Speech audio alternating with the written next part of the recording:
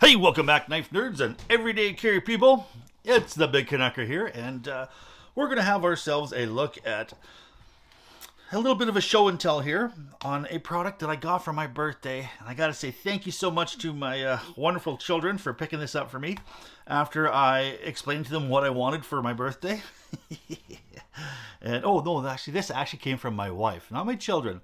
I must say thank you so much to Mrs. Canucker, because I did say this is what I wanted for my birthday, and she got it for me, and God bless her. I love her. Now, let us have a look at this. We're going to have a look at, kind of the hits and misses of this and everything in between.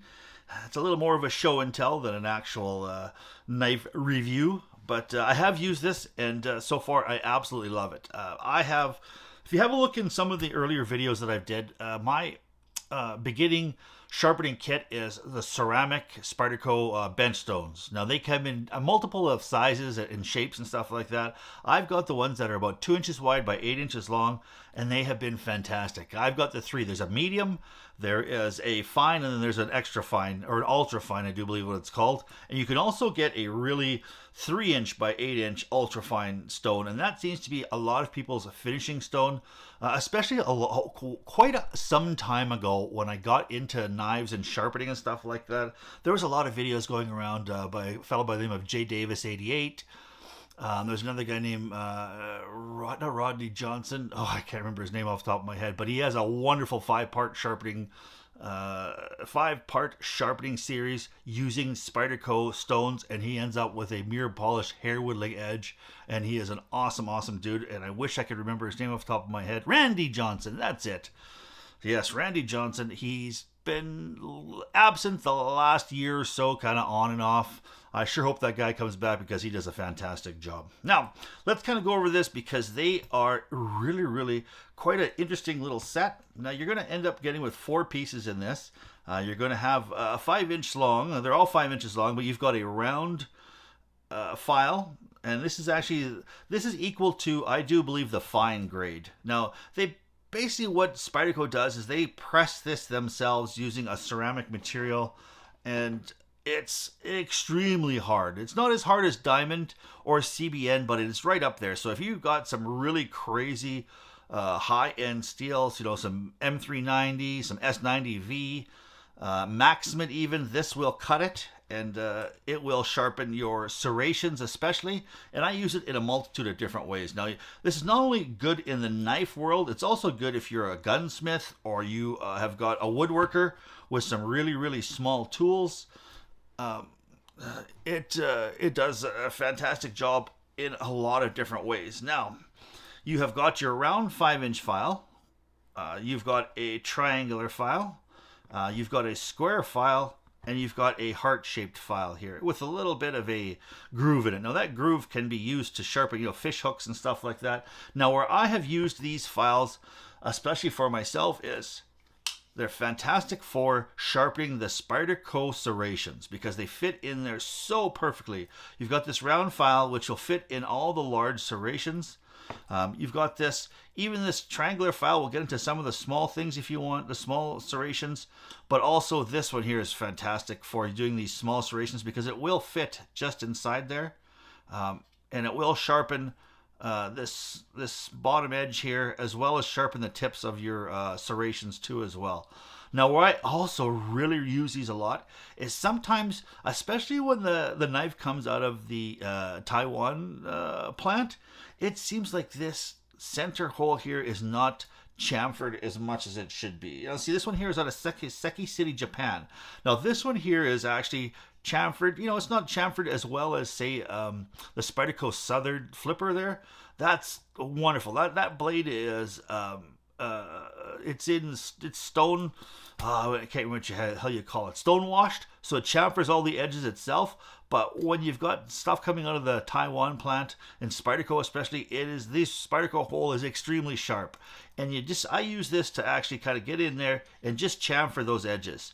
Because you just basically want to polish inside there, and it will break that edge up, and just make it so much nicer on your thumb. I know that sometimes people, it doesn't matter to some people, but to me it does especially. And I also really like this for, I've got certain knives that I absolutely hate the jimping on it. The jimping comes so sharp, and I'm going to use these files, and I have used these files on my ZT-0560 that's got that flipper tab here. On the ZT-0560, it's got this series of jimping here on the back that when you flipper tab it, your finger scrubs into it and it hurts after a while. So I've already taken these and I've already started to file these down. You can file them down with a round file or any of the triangular files and just break up those edges and then it just makes the knife so much more comfortable. I also use these for when I build a sharpening choil in there. You can use these to sharpen your sharpening choil just a little bit. Sometimes the sharpening choil is left blunt, and it has been so far because I've just used diamond to go back and forth this way. But now that I've picked this up for my birthday, I'm going to make my choils a little bit bigger, and I'm going to sharpen my choils too as well. And that does... This is an absolutely fantastic job of chamfering as well as just filing. And you can also use these to sharpen too as well. Not just serrations, but plain old blades, because they do have really, I mean, it's not that, these are the fine ones, so they're not going to cut like, like the medium ones, or like, a diamond stone is going to cut. But if you want to just say maybe kind of take your edge and just kind of give it almost like a strop, just a couple of little swipes just to get that edge back to hair whittling, this will do it for you. These are absolutely great. So now, once these things do get a little bit dirty and stuff like that, and they don't cut as well, they're really a breeze to sharpen or to clean up. Now, the easiest way that I found to clean up is just get some magic eraser.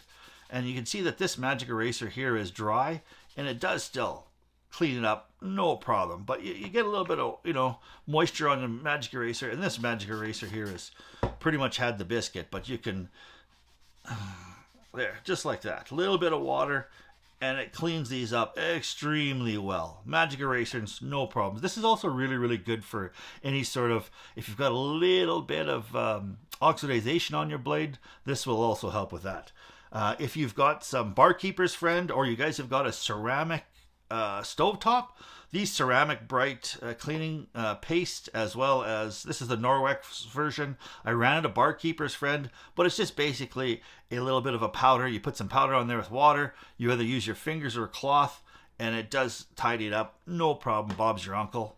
Let's see if we can get a little bit of this ceramic bright on just a piece of cloth here, just to show you. And this here is just, I've got these white cloths by huge amounts. My wife was a detailer, and she uses these white cloths, come with a ceramic coating for vehicles, and so I've got literally 50 of these white cloths, so I use them almost like a disposable thing. And there we go, just basically in there, and you can see how it's tidying it up like no problem. And then just rinse it all off. And there we go. Just like Bob's your uncle. That thing is looking almost brand new.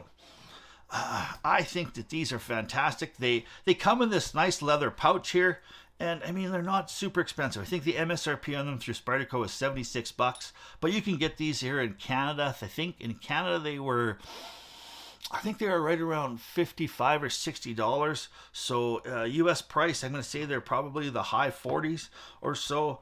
I mean, I think they're definitely worth it.